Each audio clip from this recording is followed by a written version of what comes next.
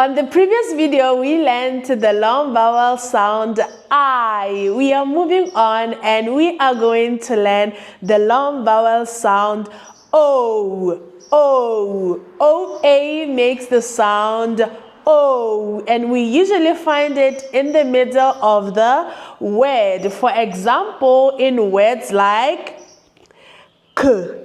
oat, coat, oat, boat, goal,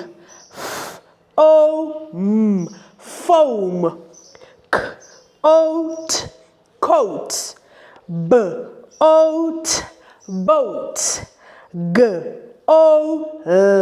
goal,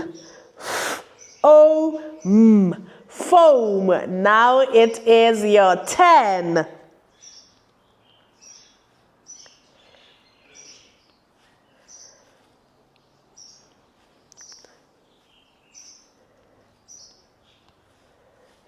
Good job. I want you to practice these words over and over again until you can write them independently and read them independently. And make sure you like and subscribe and turn that notification bell on so that you can get to our last long vowel sound for this series. I'll see you soon. Bye.